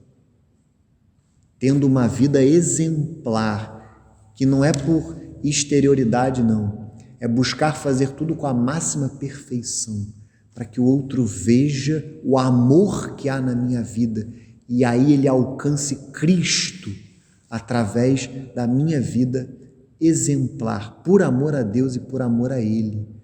É claro que se Ele der abertura, eu vou pregar. Se Ele der abertura, eu vou anunciar. Então, o apostolado do fiel leigo começa na família, junto ao cônjuge e aos filhos, é evidente. No caso dos filhos, há aqui um dever grave de educação na fé. O Código de Direito Canônico vai dizer que os pais cristãos têm o direito primário, ou seja, o direito deles em primeiro lugar, e o gravíssimo dever de educar os seus filhos. E, em primeiro lugar, educar na fé católica. Essa é a primeira missão quando a gente fala de educação. Não é a educação cultural, não é a educação física, não é nem a educação moral, que é importantíssima, educar para o bem. Essa é a segunda mais importante. A primeira é a educação religiosa. Nós devemos educar os nossos filhos para a fé católica. Ah, mas eu só me converti quando os meus filhos já estavam burros, velhos, arraigados no erro, eles não são católicos, eles me enfrentam. Reze pelos seus filhos. Não foi isso que Santa Mônica fez? Meu marido é um burro velho, eu tenho vontade de trazê-lo no dia da bênção dos animais, que ele só me dá patada, ele não quer vir à igreja. Reze pelo seu marido, reze pela sua esposa, reze, faça penitência, mas esse é o apostolado, reze e faça penitência até ele se converter. Entregue para Deus, chore se for o caso, mas esse é o apostolado. Esse é o primeiro apostolado, é na família. E é claro, para fazer apostolado tem que ter tempo. Tem que ter tempo. Por isso que, se nós devemos fazer apostolado em primeiro lugar na família, eu devo ter tempo para a minha família. Hoje, por exemplo, eu tive que vir dar essa aula. Essa semana foi uma semana extremamente agitada, totalmente excepcional, porque na segunda eu tive que dar uma aula de catequese na URCA. Aí o que eu fiz? Só estou dando um exemplo porque eu já fui muito mau exemplo nesse ponto, então eu vou dar um meio bom exemplo. A minha esposa não ficou totalmente satisfeita, não preciso reconhecer. Mas o que eu tentei fazer para agradá-la e cumprir os meus deveres e agradar a Deus, evidentemente, que é a primeiro fim, né, de tudo. Eu vi que segunda-feira eu ia ter que dar uma aula de catequese na URCA, então eu decidi trabalhar de casa na segunda-feira. Além de levar os meus filhos na escola, o que eu faço todos os dias em regra, eu os busquei na escola e ajudei com alguma coisa antes de sair. Como era na URCA, eu tive que sair relativamente cedo, por volta ali de 5h30, 6 horas. Na terça é o dia que, por regra, eu estou fora de casa porque eu vou ao Centro Dom Bosco. Então, esse dia eu fui ao Centro Dom Bosco e esse dia eu passei fora. A quarta eu tinha um compromisso aqui na paróquia, que foi ontem, que foi aquele compromisso relacionado com o sínodo dos bispos que haverá. Vocês que vieram à missa nos últimos domingos perceberam que os padres convocaram quem quisesse vir, e eu sou coordenador de uma pastoral aqui, eu sou coordenador da catequese de adultos, então eu tinha a obrigação de estar aqui como coordenador de uma pastoral. O que eu fiz? Na quarta eu de novo trabalhei de casa. Busquei os meus filhos na escola e, como o compromisso era que eu consegui dar jantar para os meus filhos antes de vir. Hoje eu viajei a trabalho, mas o que eu fiz? Eu programei a viagem para voltar em casa antes de vir para cá para ajudar a minha esposa a botar os meus filhos para dormir. Foi bom que o meu irmão ficou em casa, que estava tão trânsito, que ele mora na Taquara, estava tão trânsito para lá que ele falou, vou ficar um pouco na sua casa. Eu cheguei em casa, terminei de dar jantar para os meus filhos, rezei com eles, escovei os dentes dos dois, só faltava ler a história que eles gostam que a gente leia, né? Tem esse hábito lá em casa, antes de dormir. Aí o meu irmão ficou lá lendo a história e eu vim. Que a minha esposa estava concentrada na bebezinha que ela bota para dormir normalmente essa hora. Então vejam, eu posso não ter conseguido fazer de forma ideal. Hoje eu demorei 2 horas de Niterói para cá, que eu trabalho em Niterói. Eu viajei para uma cidade ali que fica aos pés da Serra de Nova Friburgo, chamada Cachoeiras de Macacu.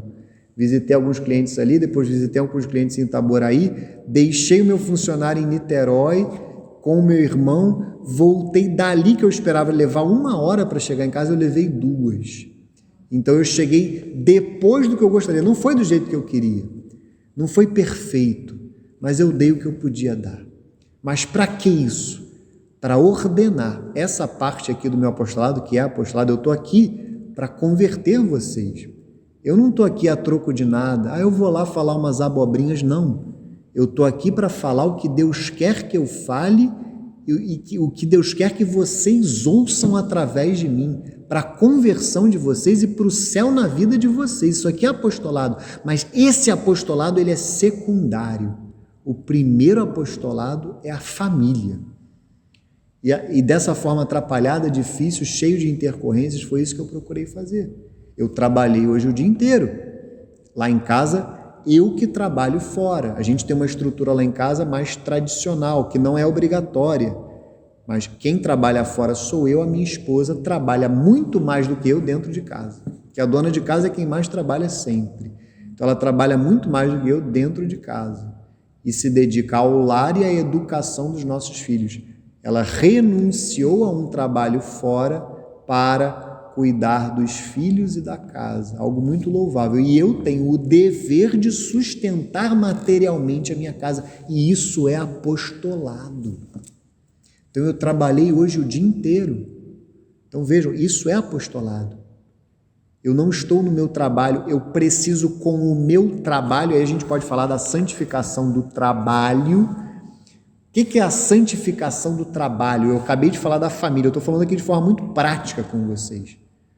Então é evidente, a santificação da família envolve o cuidado da casa, envolve o cuidado principalmente das pessoas que moram na casa, mas também o cuidado, o zelo pela casa, o zelo pelo lar, pela beleza das coisas, o zelo pela rotina da família, o zelo pelas pessoas.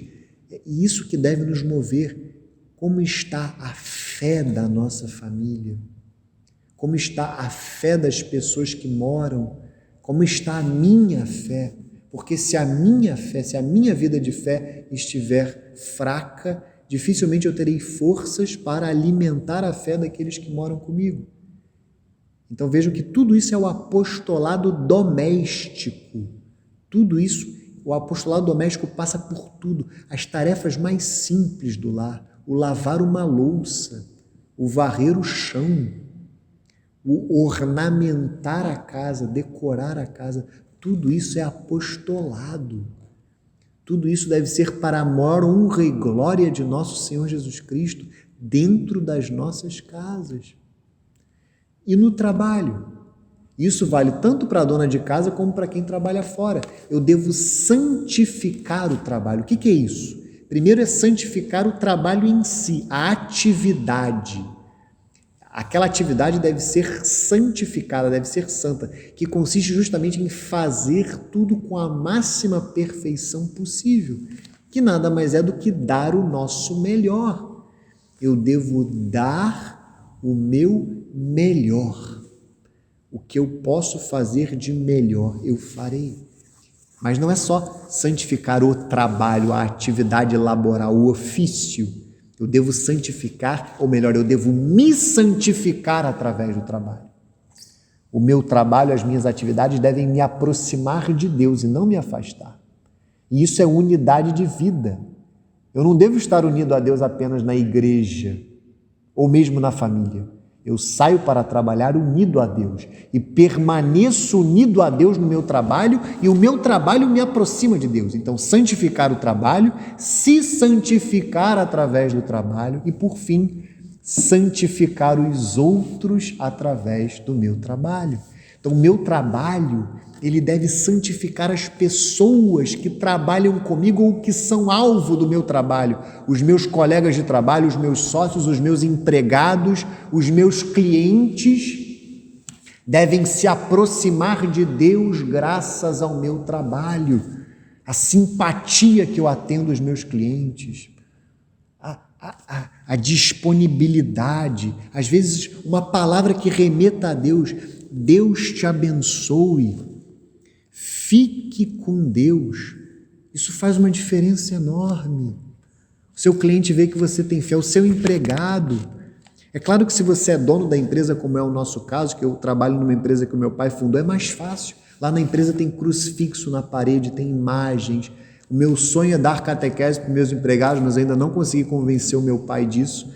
Mas isso é importante porque a principal obrigação de um patrão, mais até do que pagar o salário justo, que é uma obrigação gravíssima, é se preocupar com a salvação da alma dos seus empregados.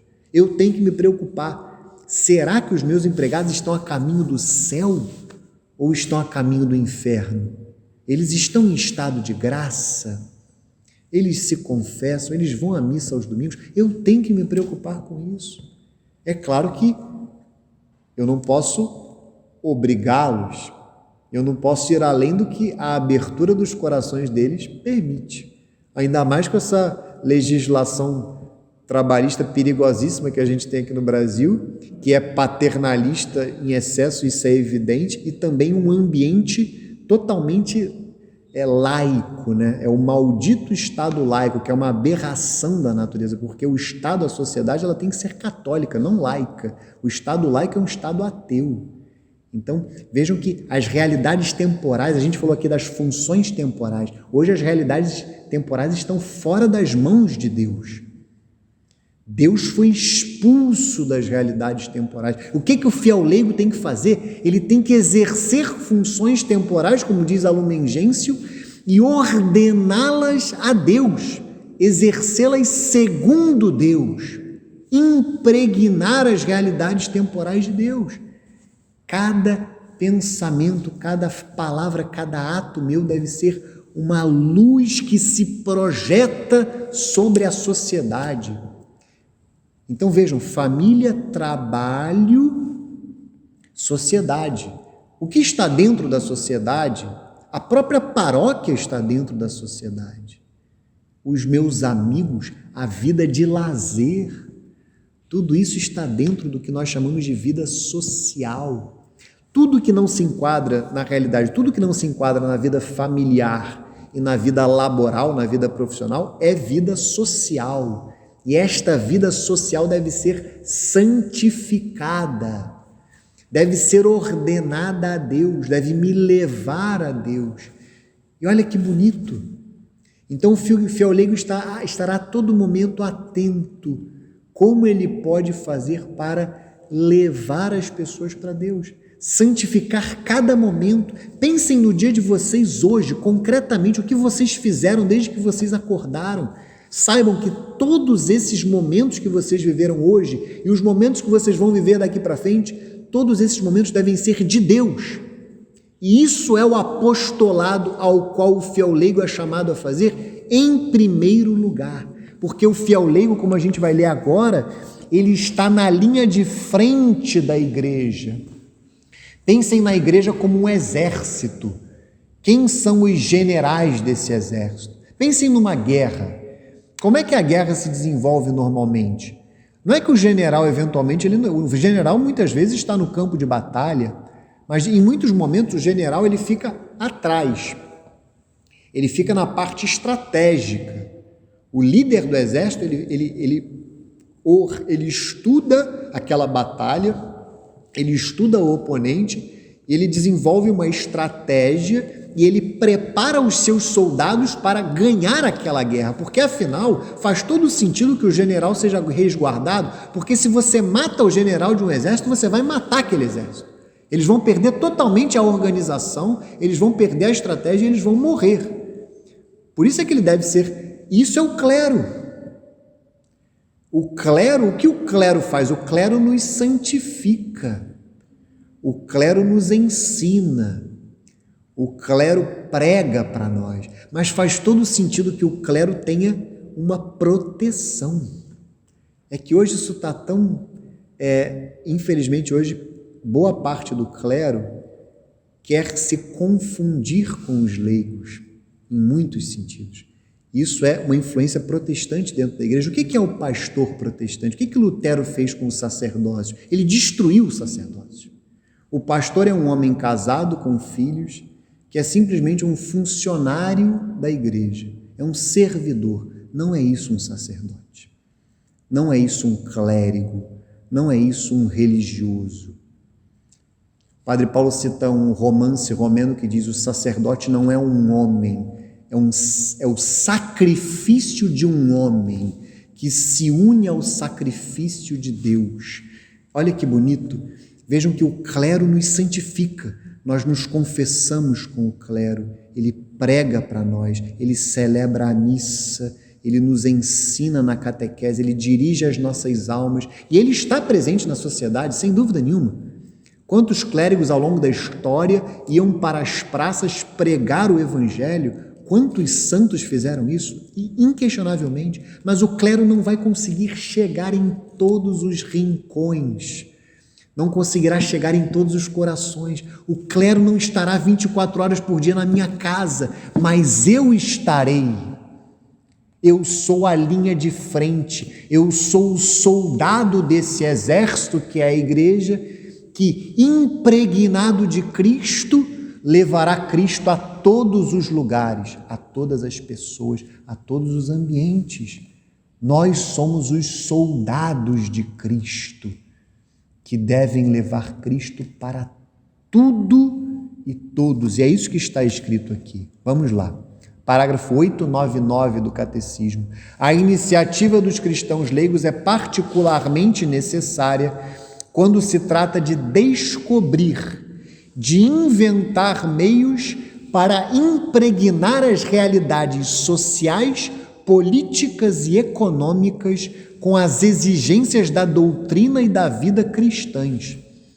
Esta iniciativa é um elemento normal da vida da igreja. Olha que bonito. Aquela coisa que a gente lê no capítulo 3 do Evangelho de São João, quando Nosso Senhor fala para Nicodemos: o Espírito sopra onde quer. É claro que essa passagem ela é muito ampla, mas se aplica a isso. Há um espaço para uma criatividade salutar, católica, evidentemente, no apostolado de um fiel leigo.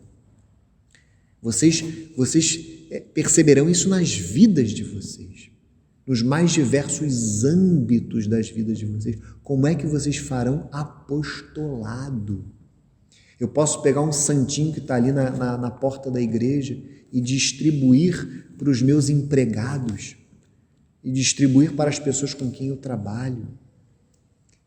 Eu posso, nas minhas orações, rezar concretamente por cada pessoa com a qual eu convivo, com cada âmbito. Vejam que não há limites para essa criatividade. O Espírito sopra onde quer.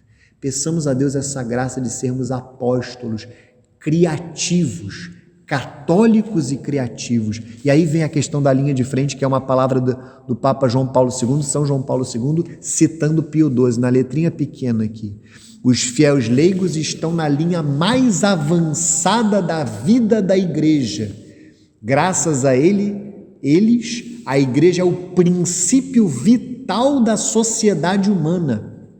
Por isso, especialmente eles devem ter uma consciência sempre mais clara, não somente de pertencerem à igreja, mas de serem igreja, isto é, a comunidade dos fiéis na terra, sob a direção do chefe comum, o Papa, e dos bispos em comunhão com ele, como eu falei lá no início da aula, o magistério da igreja. Isso é o magistério, sob a direção do magistério da igreja.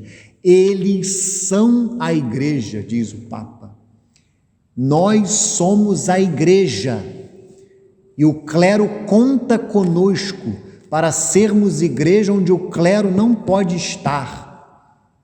Onde o clero não pode estar. Muitas vezes o clero não estará nas nossas famílias fisicamente, não estará nos nossos ambientes de trabalho, não estará nos ambientes sociais que nós frequentamos, e ali nós estamos presentes como soldados de nosso Senhor Jesus Cristo.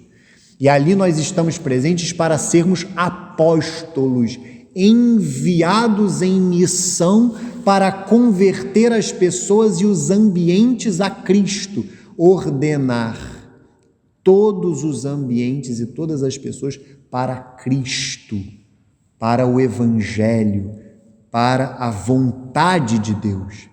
E ao final, parágrafo 900, uma vez que, como todos os fiéis, os leigos são encarregados por Deus do apostolado, em virtude do batismo e da confirmação. Olha que bonito.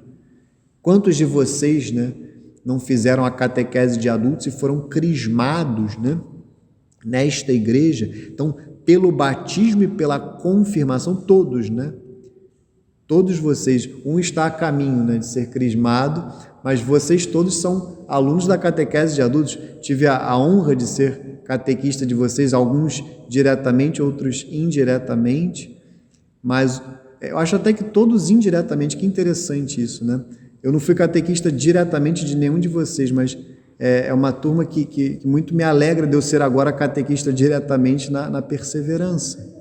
Mas vejam que, em virtude do batismo e da confirmação, os fiéis leigos são encarregados por nosso Senhor Jesus Cristo e pela igreja do apostolado. Vejam, eles têm a obrigação, em primeiro lugar a obrigação, e gozam do direito, individualmente ou agrupados em associações. Eu preciso citar porque é uma realidade da minha vida. É o caso, por exemplo, do Centro Dom Bosco.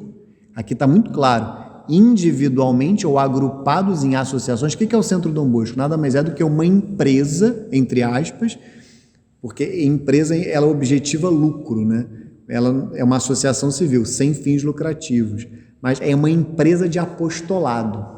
É isso. Isso é o Centro Dom Bosco, e isso é possível na vida de todos vocês, seja com o Centro Dom Bosco, ou seja em outra associação. E a associação, não pense num CNPJ. O que é associação? O que é se associar? É união de esforços. Senhorinhas que se reúnem para rezar o terço juntas pela conversão dos pobres pecadores e pelas almas do purgatório. Isso é um apostolado, é uma associação. A união faz a força. Por isso é que também fora da paróquia, e esse é o sentido interessante do Centro Dom Bosco, também fora da paróquia nós devemos nos associar para difundir o Evangelho na sociedade. Esse é o ponto. Eu daqui a pouco vou entrar na associação dos pais do colégio onde os meus filhos estudam, que é o Porto Real aqui. E vejam que, por mais que seja uma associação de pais, não é bem uma realidade católica, mas é um colégio católico. Então é claro que tem uma índole apostólica nisso. Então vejam, nós sozinhos muitas vezes não damos conta de tudo o que tem que ser feito. Por isso é que faz todo sentido unir esforços em prol de um apostolado. Quer falar, querido? Sim, claro, sem dúvida, um grande apostolado. Gozam do direito, individualmente ou agrupados em associações, de trabalhar para que a mensagem divina da salvação seja conhecida e recebida por todos os homens e por toda a terra. Vejo aqui de forma muito clara, todos os homens e por toda a terra. Ou seja, os indivíduos considerados neles mesmos, mas também as instituições, as sociedades, todos devem ser católicos. Esta obrigação é ainda mais presente se levarmos em conta, olha que bonito, que é somente por meio deles, dos fiéis leigos, que os homens podem ouvir o Evangelho e conhecer a Cristo. Vejam, muitas pessoas, queridos, o único Evangelho que elas terão para ler serão as nossas vidas. As nossas vidas, muitas das vezes, serão o único Evangelho que diversas pessoas aí fora terão para ler. Olha que responsabilidade. O clero, os ministros ordenados não conseguem atingir a todos. Cabe a nós levar o Cristo para todos e para tudo o que há. Nas comunidades eclesiais, aqui a gente anda na realidade da paróquia, a ação deles é tão necessária que sem ela o apostolado dos pastores não pode, o mais das vezes, obter seu pleno efeito. É o caso, por exemplo, de alguém que se dedica à catequese dentro de uma paróquia, é o caso de um grupo de oração. Não é só o padre que deve rezar dentro da paróquia. É muito salutar que leigos também assumam essa tarefa sozinhos, mas também reunidos, como é o caso da Pastoral da Saúde, do Terço dos Enfermos, que foi citado pela Marise, que é um apostolado também dentro da paróquia, mas que está ordenado para fora, porque muitos desses enfermos sequer são católicos, muitas vezes. E vejam que a primeira oração que vocês têm que fazer é pela conversão dos enfermos, é a primeira preocupação. Não é se ele vai se curar ou não, porque isso está nas mãos de Deus, é da vontade de Deus. A primeira preocupação é se ele vai se salvar. É rezar para que o enfermo tenha tempo para receber os últimos sacramentos, se for o caso dele morrer, ou que aquela doença seja um instrumento de conversão nas mãos de Deus na vida dele. Olha que maravilha! A oração ela tem que ser ordenada. Os bens espirituais acima dos temporais. A gente vai rezar por tudo. Que ele se cure, mas que seja feita a santa vontade de Deus acima de tudo. Que ele se converta, que ele se salve. Isso é apostolado. Então vejam que não há limite para o nosso apostolado. A gente tem que sair daqui. Eu sei que a gente fica um pouco amedrontado, mas a gente tem que sair dessa aula de hoje animado, em missão, para fazer apostolado concretamente. Então vamos rezar, vamos rezar uma Ave Maria agora ao final, e a gente possa entregar para Nossa Senhora e para os padroeiros da catequese, os padroeiros da nossa paróquia, todos os frutos espirituais desta aula nas nossas vidas, nos nossos corações e no nosso apostolado. Em nome do Pai, do Filho e do Espírito Santo. Amém. Pai nosso que estais nos céus, santificado seja o vosso nome, venha a nós o vosso reino, seja feita a vossa vontade, assim na terra como no céu. O pão nosso de cada dia nos dai hoje, perdoai-nos as nossas ofensas, assim como nós perdoamos a quem nos tem ofendido. E não nos deixeis cair em tentação, mas livrai-nos do mal. Amém. O anjo do Senhor anunciou a Maria, e ela concebeu do Espírito Santo. Ave Maria, cheia de graça, o Senhor é convosco. Bendita sois vós entre as mulheres, bendito é o fruto do vosso ventre, Jesus. Santa Maria, Mãe de Deus, rogai por nós, pecadores, agora e na hora de nossa morte. Amém. Eis aqui a escrava do Senhor, faça-se em mim segundo a vossa palavra. Ave Maria, cheia de graça, o Senhor é convosco. Bendita sois vós entre as mulheres, bendito é o fruto do vosso ventre, Jesus. Santa Maria, Mãe de Deus, rogai por nós, pecadores, agora e na hora de nossa morte. Amém. E o Verbo se fez carne e habitou entre nós. Ave Maria, cheia de graça, o Senhor é convosco. Bendita sois vós entre as mulheres, bendito é o fruto do vosso ventre, Jesus. Santa Maria, Mãe de Deus, rogai por nós, pecadores, agora e na hora de nossa morte. Amém. Rogai por nós, Santa Mãe de Deus, para que sejamos dignos das promessas de Cristo. Oremos. Infundi, Senhor, como vos pedimos, a vossa graça em nossas almas, para que nós, que pela anunciação do anjo, conhecemos o mistério da encarnação de Cristo, vosso Filho, cheguemos por sua paixão e morte na cruz, à glória da feliz ressurreição. pelo mesmo Cristo, Senhor nosso. Amém. Glória ao Pai, ao Filho e ao Espírito Santo, assim como era no princípio, agora e sempre, por todos os séculos dos séculos. Amém. Santo anjo do Senhor, meu zeloso guardador, se a ti me confiou a piedade divina, sempre me rege, guarda, governa e ilumina. Amém.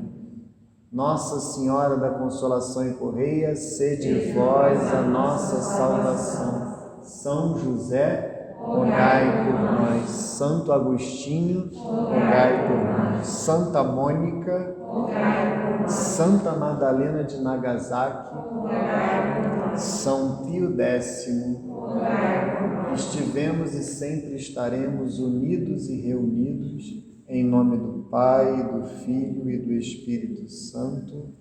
Amém. Deus abençoe vocês. Até a próxima aula da perseverança.